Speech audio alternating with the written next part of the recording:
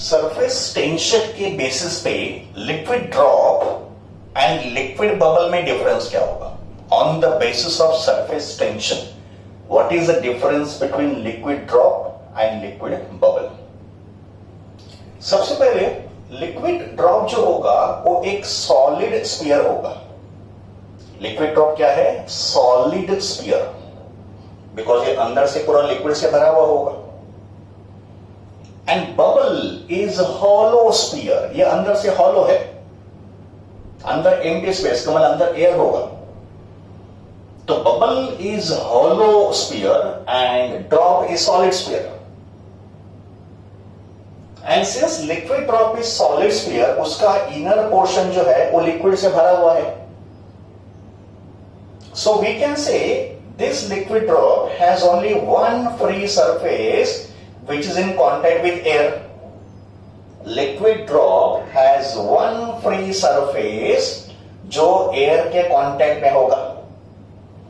इसका मतलब liquid drop के केस में लिक्विड और एयर का सिर्फ एक ही बाउंड्री होगा।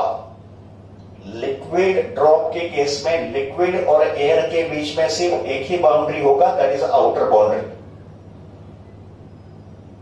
So we said liquid drop has one free surface and therefore total surface area of liquid drop will be equal to 4 pi r square, जो स्फीयर का area होता है। तो जब भी हम लोग लिक्विड ड्रॉप के न्यूमेरिकल्स करेंगे सरफेस टेंशन के टॉपिक में, जब भी हम लोग लिक्विड ड्रॉप के न्यूमेरिकल करेंगे तो total surface area of liquid drop will be equal to 4 pi r square, where r होगा radius of the liquid drop. But bubble has two free surfaces. Bubble में दो फ्री सरफेस होंगे, का मतलब bubble के case में liquid और air के दो बाउंड्री होंगे। देखो ये होगा आउटर बाउंड्री, का मतलब ये होगा boundary where liquid bubble and air are in contact. And bubble के अंदर भी अगर एयर होगा तो फिर ये भी होगा एयर और लिक्विड का boundary, that is inner boundary. तो बबल के दो फ्री सरफेस होंगे, का मतलब बबल में दो इंटरफेस होंगे, लिक्विड और एयर के दो इंटरफेस होंगे। दिस इज वन इंटरफेस जहां पे लिक्विड और एयर का बाउंड्री होगा, दिस इज इनर इंटरफेस जहां पे लिक्विड और एयर का बाउंड्री होगा। तो we say bubble has two free surfaces, therefore total surface area of bubble will be equal to 2 times of 4 pi r square, that is equal to 8 pi r square। 2 से क्यों multiply किया? Because bubble has two free surfaces जहां पे air and liquid का boundary form होगा and surface tension boundary पे होता है।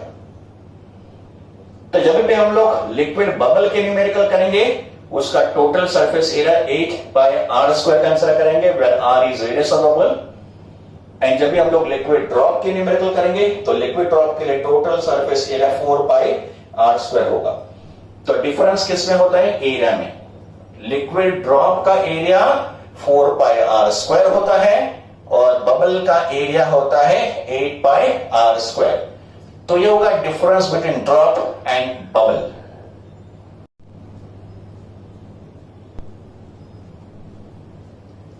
Excess of pressure inside the liquid drop and inside spherical bubble, इन फॉर्मूले को हमको डिराइव करना है। पहले हम लोग डिराइव करेंगे formula for excess of pressure inside a liquid drop और उसके बाद हम लोग करेंगे derivation of excess of pressure inside a spherical bubble.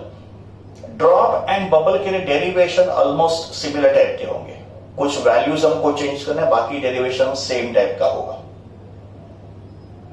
ठीक है, तो लेट अस स्टार्ट नाउ। इस फॉर्मूला को बोलते हैं लाप्लास फॉर्मूला या Laplace law for spherical membrane. ये जो एक्सेस प्रेशर का फॉर्मूला हम लोग डिराइव करेंगे उस फॉर्मूला को बोलते हैं Laplace law for spherical membrane. Consider one liquid drop, ये एक स्फेरिकल लिक्विड ड्रॉप है।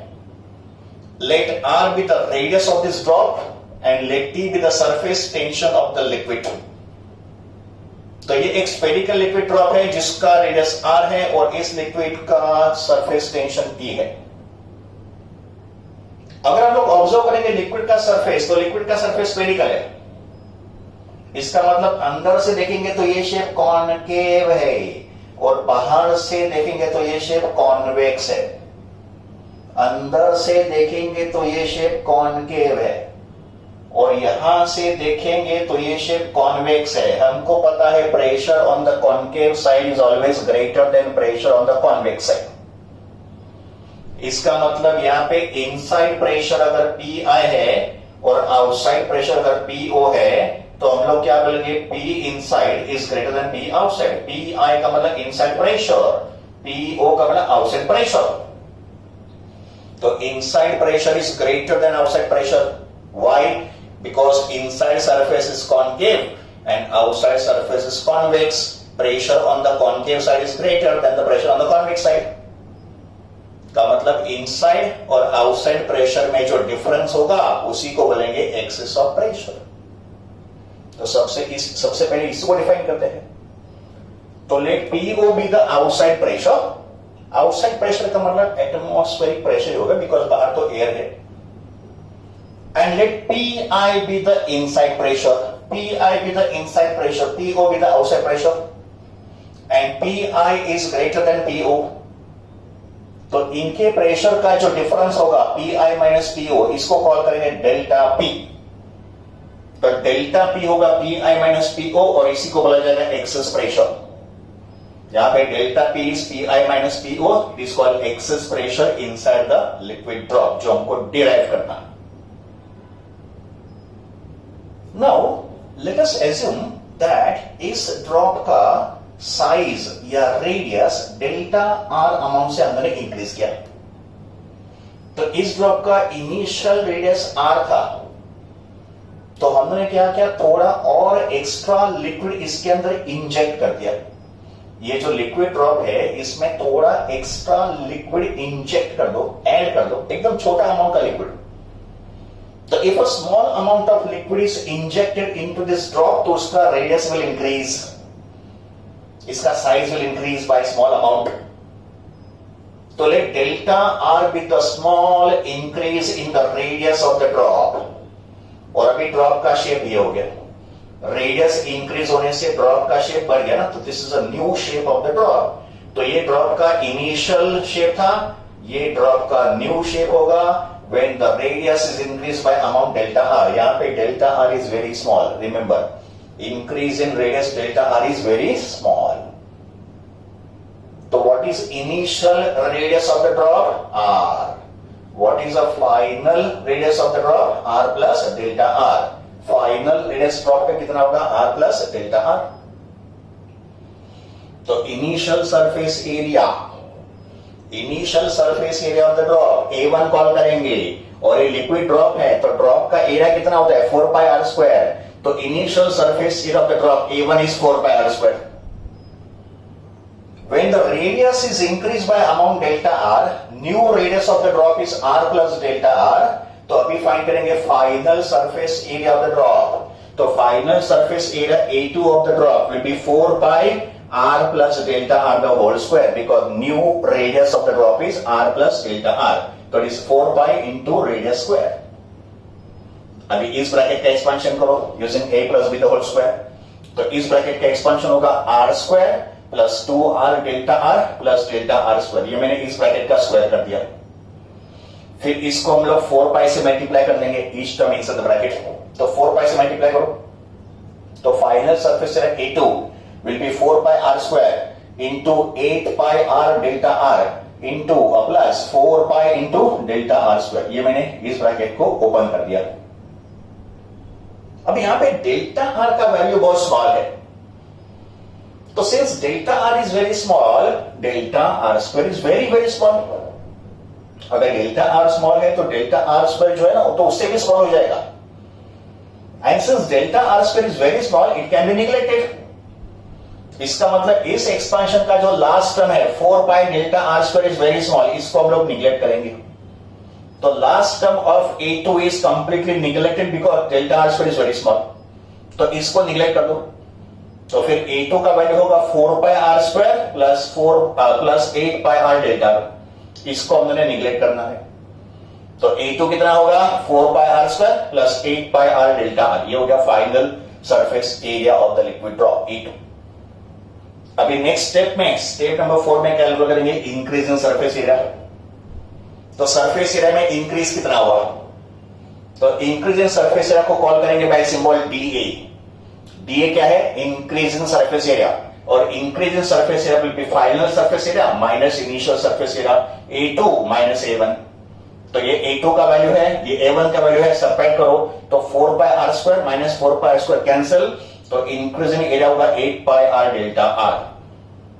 तो increase in surface area DA which is A2 minus A1 becomes 8 pi are delta are. ये हो गया इंक्रीज इन सरफेस एरिया। अभी surface area को increase करने के लिए कितना वर्क हुआ है ये कैलकुलेट करेंगे। तो step number 5, work done in increasing the surface area by amount dA, और ये जो वर्क डन होगा यही सरफेस एनर्जी के फॉर्म में स्टोर होगा। तो step 5, amount of work done to increase the surface area by dA. तो इस ड्रॉप का सरफेस एरिया डीए अमाउंट से इंक्रीज करने के लिए कितना वर्क डन करना पड़ा, तो work done dW is surface tension into increase in surface area. यह फॉर्मूला हमने डिराइव कर दिया था। तो work done dW is surface tension into increase in surface area, that is surface tension T into dA। dA कितना है 8 pi r dr, dA कितना है 8 पाई r dr। तो increase work done to increase the surface area by amount dA will be T into 8 pi r dr। इसको call करेंगे equation number 1। तो ये हो गया equation number 1 for work done. एक तो वर्क डन का फॉर्मूला हमने डिराइव कर दिया, दैट वाज इक्वेशन नंबर 1। अभी हमको उसी वर्क डन को एक दूसरे मेथड से डिराइव करना है, and that is work done equals to force into displacement.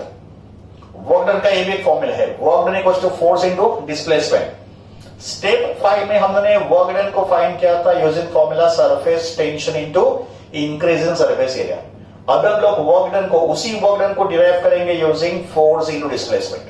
ठीक है, so this work done is equal to product of force into displacement. Displacement कितना हुआ डेल्टा आर। एक्सेस प्रेशर से एक्सेस फोर्स जनरेट हुआ, और access force से displacement कितना हुआ डेल्टा आर। ठीक है, तो पहले एक्सेस फोर्स को फाइंड करते हैं, because work done is force into displacement. तो एक्सेस फोर्स होगा excess pressure into area. Excess force will be excess pressure into area.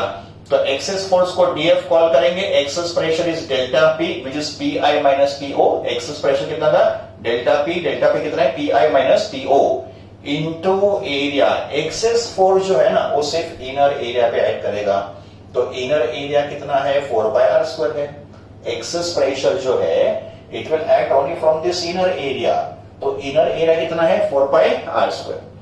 तो डीएफ होगा delta P into 4 pi are square. ये मुझे मिल गया एक्सेस फोर्स। अभी फाइंड करेंगे वर्क डन। तो work done for increment of delta R, work done for displacement of delta R.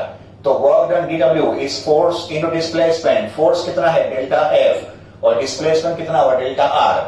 Delta F का वैल्यू पुट करो, delta P into 4 pi are square is delta f into delta are. ये हो गया equation number 2। तो हम लोग ने work done को दो अलग अलग फॉर्मूला से कैलकुलेट किया। पहले हमने वर्क डन को कैलकुलेट किया using surface tension into increase in surface area. फिर हमने वर्क डन को कैलकुलेट किया यूजिंग फोर्स इनटू डिस्प्लेसमेंट। अभी दोनों वर्क डन तो सेम ही है, तो उनको इक्वेट कर। तो equating work done of equation 1 and work done of equation 2। तो equating equation 1 and equation 2। Equation 2 में वर्क डन कितना है delta P into 4 pi are square delta r. This is work done of equation 2। और equation 1 में work done था T into 8 pi are delta r. This is work done in equation number 1। Equate करो तो पाई के साथ पाई चला गया, delta R चला गया, ये r कैंसिल होकर यहाँ पे r बच गया, और ये हो जाएगा 4 2 8। तो यहाँ पे 2t बचेगा, और यहाँ पे डेल्टा p इंटू r बचेगा। तो r को यहाँ पे डिवाइड करो, तो delta p that is p i minus p o becomes 2t by r।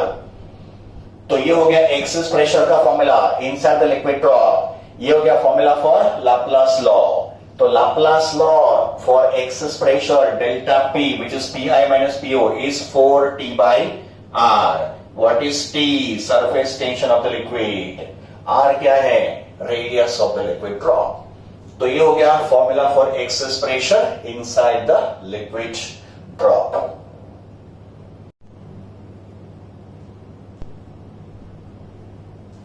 So similar derivation can be done for soap bubble. Excess pressure inside the soap bubble. अभी हमने derivation क्या था, excess pressure inside the liquid drop, but similar derivation soap bubble के लिए भी होगा. सिर्फ changes क्या होंगे, initial surface area of the bubble होगा 8 pi are square, because bubble में total surface area 8 pi are square होता है. Bubble has got two free surfaces. तो यहाँ पे चेंज हमको ये करना है, A1 कितना होगा 8 पाई आर स्क्वायर, ड्रॉप में कितना था 4 पाई आर स्क्वायर, बबल में कितना होगा A1 8 पाई आर स्क्वायर. फिर न्यू एरिया कितना होगा 8 pi R plus delta R the whole square, ये हो गया न्यू सरफेस एरिया. फिर हमको फाइंड करना है चेंज इन या increase in surface area A2 minus A1. तो यहाँ पे A2 माइनस A1 का वैल्यू होगा 16 पाई आर डेल्टा आर, का मतलब ड्रॉप के केस में 8 पाई आर डेल्टा आर था, बबल के केस में डेल्टा होगा 16 पाई आर डेल्टा आर, का मतलब 8 का 16 हो गया, डबल हो गया. ठीक है. फिर वर्क डन का formula surface tension into delta A. Work done का formula surface tension into delta A. तो डेल्टा ए का वैल्यू पुट करो तो वर्क डन कितना होगा T into 16 pi are delta are, equation 1. और फिर ये तो सिमिलर ही होगा, जो ड्रॉप के लिए था ये तो बबल के लिए भी सेम ही होगा. तो इक्वेशन 2 तक तो ये सेम ही होगा, कैलकुलेशन बबल के लिए भी सेम ही होगा. फिर इक्वेशन 1 और इक्वेशन 2 को इक्वेट करो, इक्वेशन 1 और इक्वेशन 2 को इक्वेट करो. ये सिर्फ चेंज हुआ था बबल के लिए, बाकी तो सेम ही था, जो ड्रॉप के लिए था वो बबल के लिए भी होगा. तो equating 1 and 2, delta P 4 pi are square delta R equals to 16 pi are delta R, 16 pi are delta R into T. Equation 1 और इक्वेशन 2 को इक्वेट करो तो delta P which is Pi minus PO becomes 4T by R. इसको solve करेंगे तो कितना आएगा 4T by R. तो बबल के लिए एक्सेस प्रेशर का फॉर्मूला 4T by R होता है, लिक्विड ड्रॉप के लिए एक्सेस प्रेशर का फॉर्मूला 2T by R होता है. तो ये हो गया formula for excess pressure inside the soap bubble.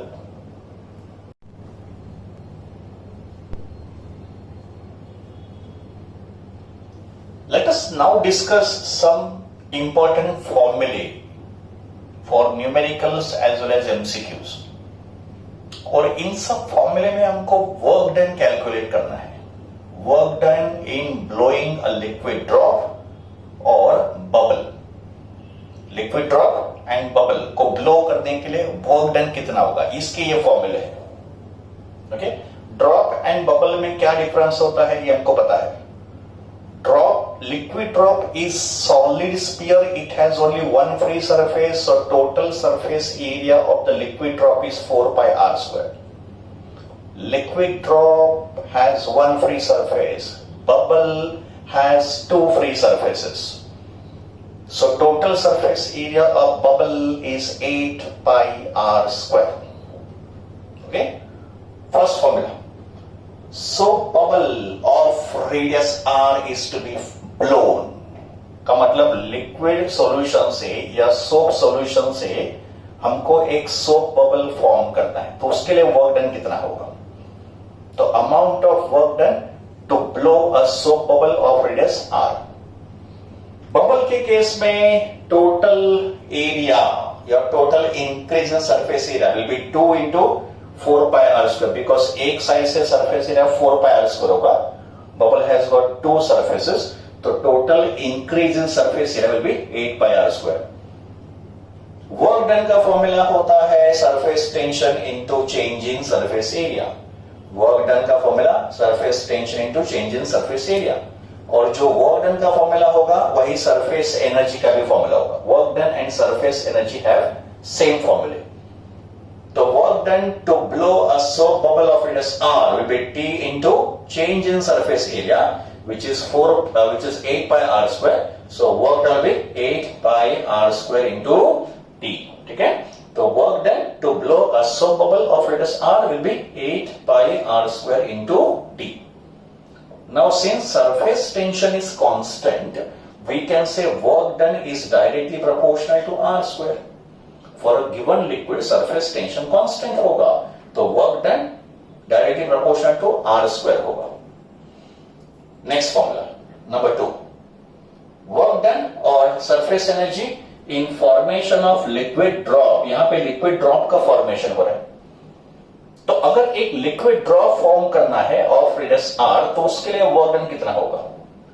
तो वर्क डन और surface energy in formation of liquid drop of radius R, तो बस चेंज क्या करना है, बबल में total surface area 8 pi are square, liquid drop में total increase in surface area 4 pi are square होगा।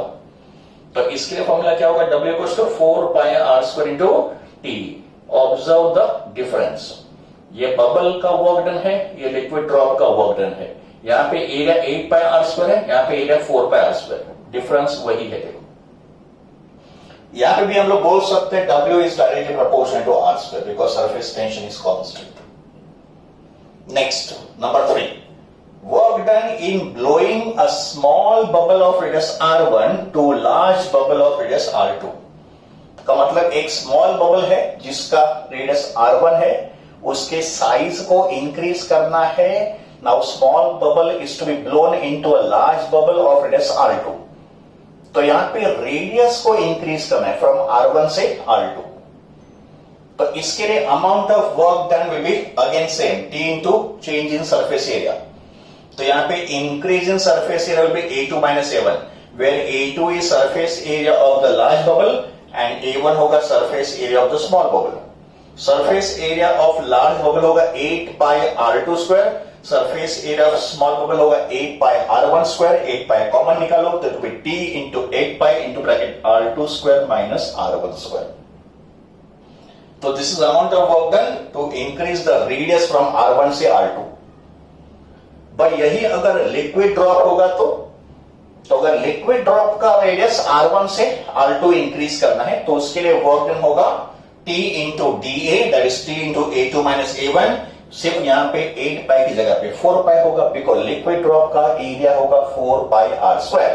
तो A2 होगा 4 पाई R2 स्क्वायर, A1 होगा 4 पाई R1 स्क्वायर, 4 पाई कॉमन, तो this is T into 4 pi into bracket R2 square minus R1 square. तो ये होंगे different फॉर्मूले for work done in blowing a liquid drop और सोप बबल।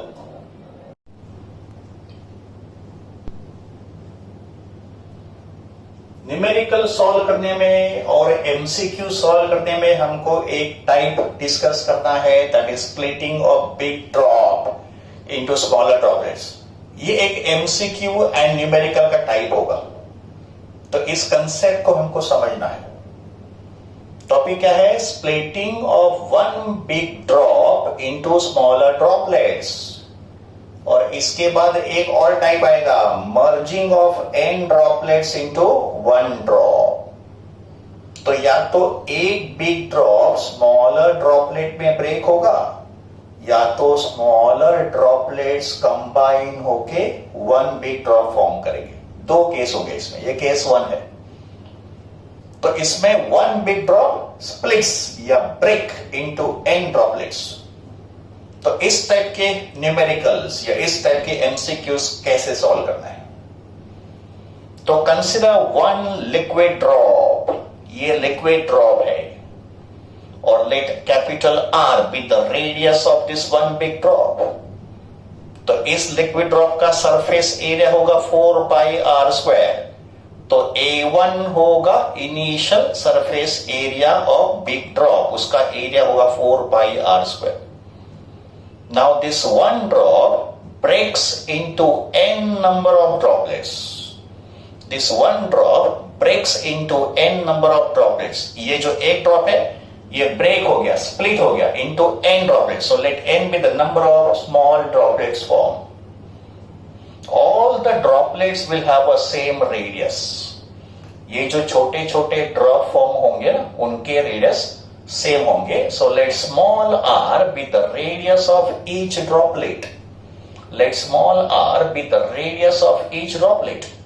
ऐसे कितने ड्रॉपलेट्स होंगे, n ड्रॉपलेट्स, n ड्रॉप्स। तो what is final surface area of this n drops? एक ड्रॉपलेट का एरिया कितना होगा 4 पाई स्मॉल आर स्क्वायर, एक ड्रॉप का एरिया कितना होगा 4 पाई स्मॉल आर स्क्वायर, ऐसे कितने ड्रॉप्स है n, तो उसको n से मल्टीप्लाई करो। तो A2 होगा final surface area of n drops, तो A2 का फॉर्मूला होगा n into 4 pi small r square.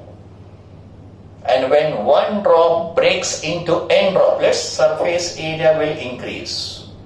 When one drop breaks into n number of droplets, surface area will increase.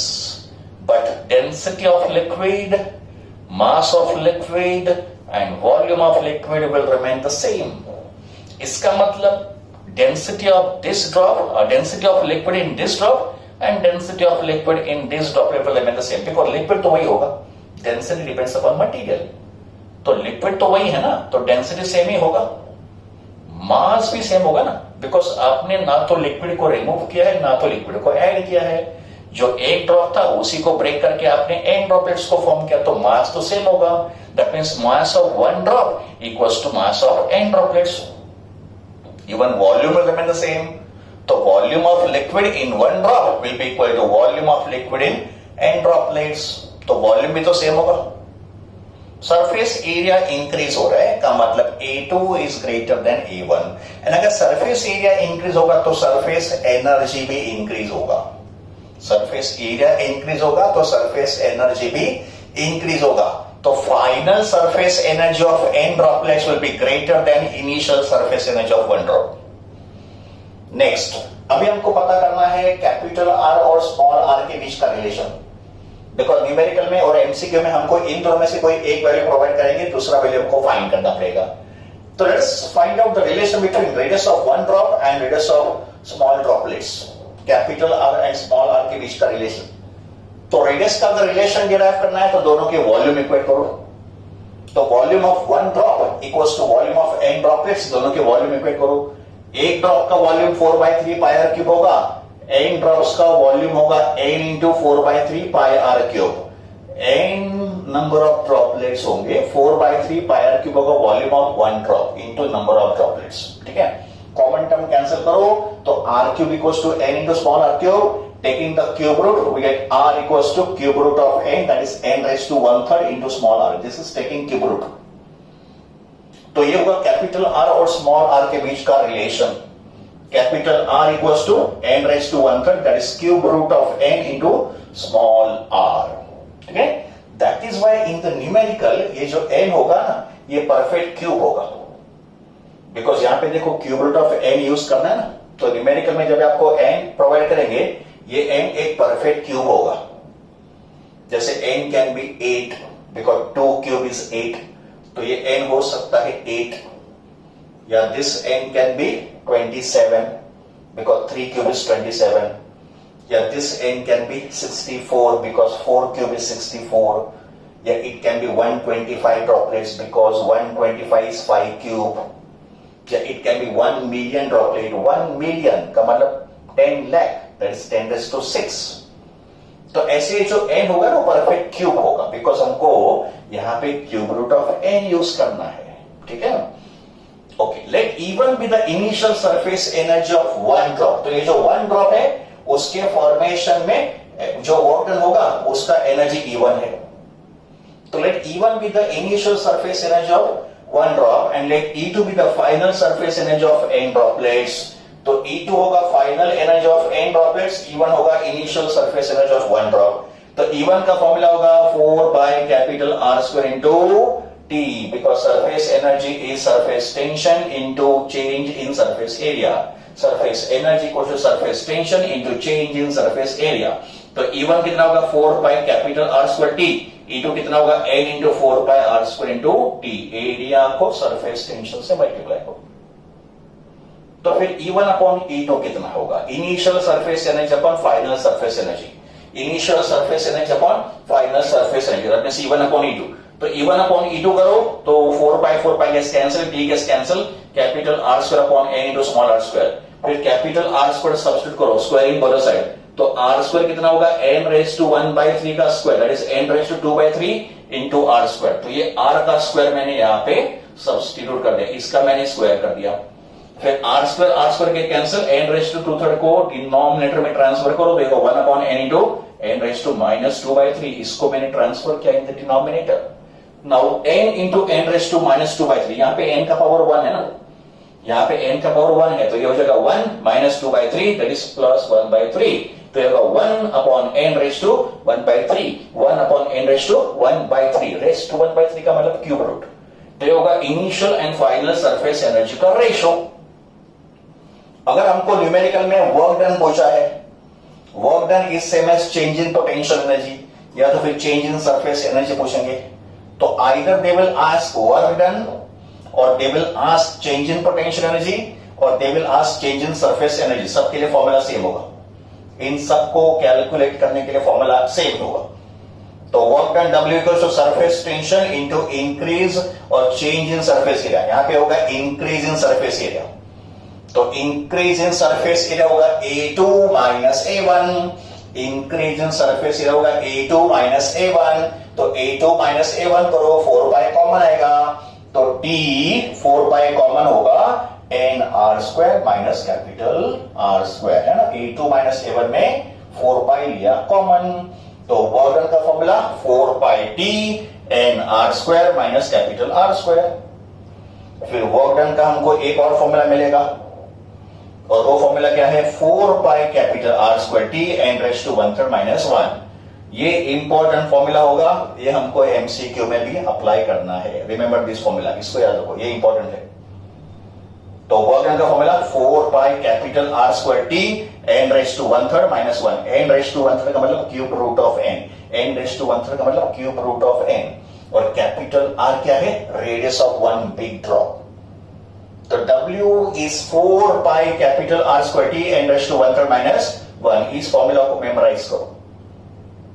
फिर मैंने क्या किया, एन रेस टू 1/3 को, अभी आगे देखो, एन रेस टू 1/3 को लिखा capital R upon small r, n raise to 1/3 is capital R upon small r, इसको यहां पे डिवाइड करो, तो ये जो एन रेस टू 1/3 है इसको लिखो capital R upon small R, फिर दोनों में से कैपिटल आर को कॉमन लियो, तो अगर मैंने कैपिटल आर को कॉमन लिया तो ये हो जाएगा आर क्यूब, तो यहां पे क्या बचेगा 1/r, यहां पे कैपिटल आर कॉमन लेना है, इसके लिए आर से डिवाइड करो, तो हमको एक और फॉर्मूला मिल गया, 4 pi capital are cube T 1/r minus 1 capital are, है ना। मैंने एन रेस टू 1/3 को क्या लिखा, capital R by small R, तो यहां पे लिखो capital R by small R, फिर कैपिटल आर इन दोनों में से कॉमन निकालो, तो ये हो जाएगा आर क्यूब, यहां से कैपिटल आर कॉमन गया, तो यहां पे 1 स्मॉल आर बचा, यहां पे आर नहीं है तो मैंने इसको आर से डिवाइड कर दिया, तो 1 small are minus 1 capital R, ये हो गया formula for work done.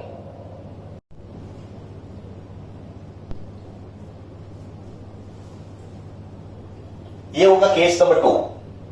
Second case में merging of N droplets into one big drop. Case 1 में क्या था, 1 drop splits into n droplets, ये केस 2 है, n small droplets merge into one big drop, ठीक है, तो इसमें कुछ फैक्टर तो कॉमन ही होंगे, तो these are n number of small droplets each of radius small r, they merge into one big drop, n droplets combine होके एक ड्रॉप फॉर्म करेंगे, one big drop radius capital r, तो initial surface area of n droplets होगा n into 4 pi small r square, final surface area of one drop होगा 4 pi capital r square, ये तो same ही होगा, density mass volume remain the same. अभी इस process में क्या होगा, surface area will decrease, n drops merge into one drop, surface area will decrease, तो सरफेस एरिया डिक्रीजेस इस प्रोसेस में, तो A2 will be less than A1, volume तो सेम होगा, ये रिलेशन भी सेम ही होगा।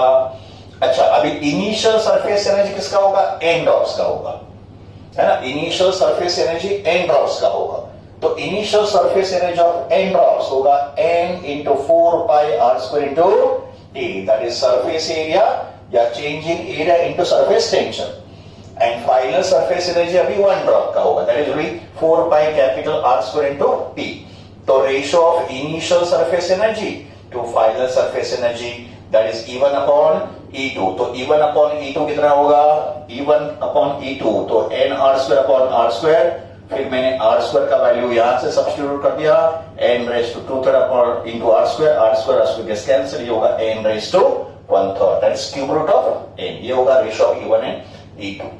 वर्क डन तो केस 1 एंड केस 2 में सेम ही है, तो इसको मैं डिस्कस नहीं करूंगा बिकॉज ये फॉर्मूला सेम ही है जो उन्होंने केस 1 में भी यूज किया था। तो ऐसे दो केस होंगे।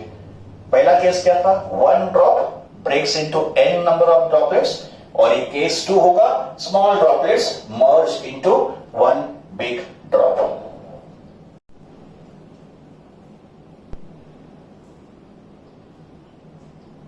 ये जो हमने दो केस अभी स्टडी किए, केस 1 था ब्रेकिंग ऑफ 1 ड्रॉप, है ना, ये केस 1 था, 1 liquid drop breaks into n number of droplets, this was case 1।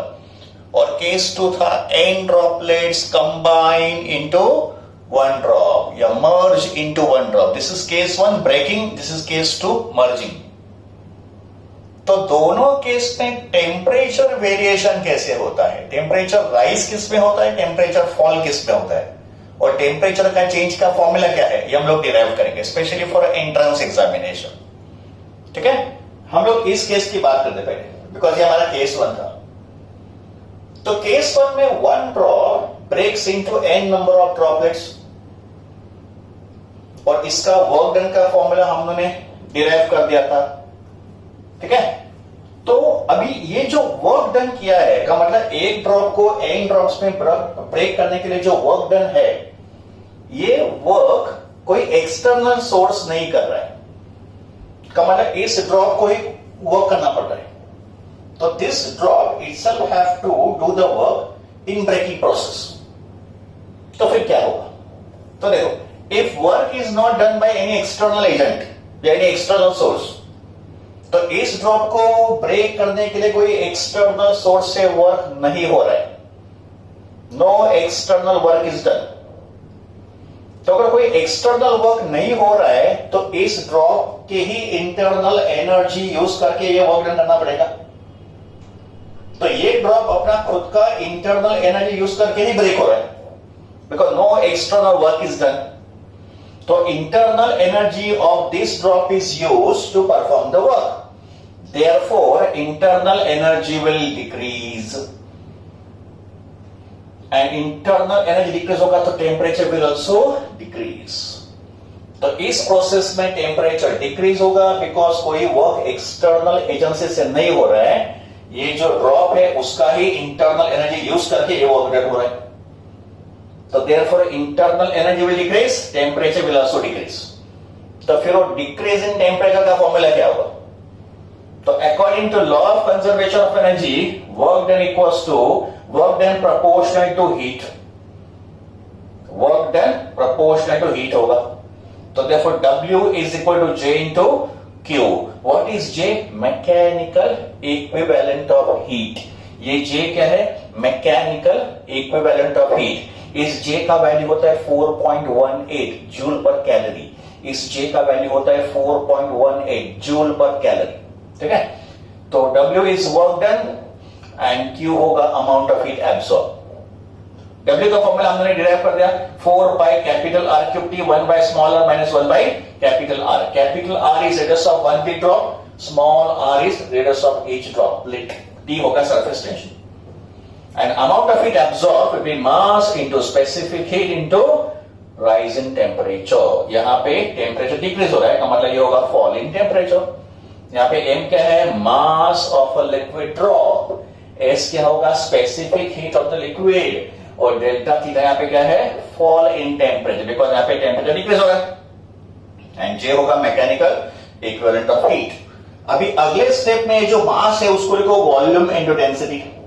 Mass of the liquid drop is volume into density. इसका वॉल्यूम क्या होगा, 4/3 पाई आर क्यूब। इसका वॉल्यूम क्या होगा, 4/3 पाई आर क्यूब इनटू रो। रो क्या है, डेंसिटी ऑफ द लिक्विड। रो क्या है, density of the liquid into S into delta theta. तो सिंप्लीफिकेशन करेंगे, 4 pi cancel, R cube also gets cancel, 3 जाएगा न्यूमरेटर में तो ये होगा 3T, और ये जाएगा रो J और S in the denominator, 1 by small r minus 1 by capital R. 1 by small are minus 1 by capital R, ये होगा इस केस में चेंज इन टेम्परेचर। इनफैक्ट ये होगा fall in temperature in this case.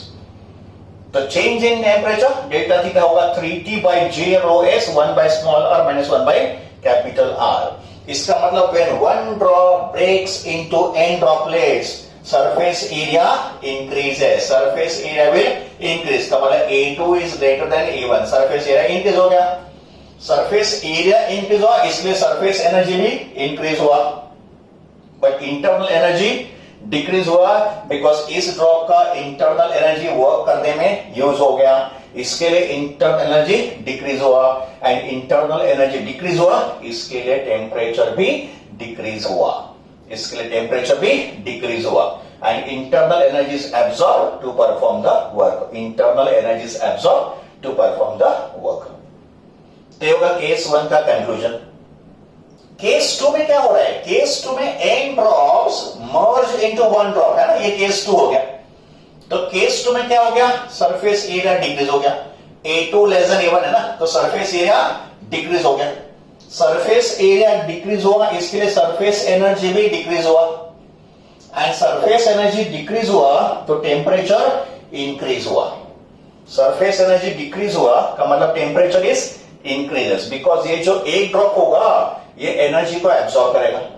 Surface energy decrease हो रहा है ना, तो फिर एनर्जी रिलीज होना चाहिए।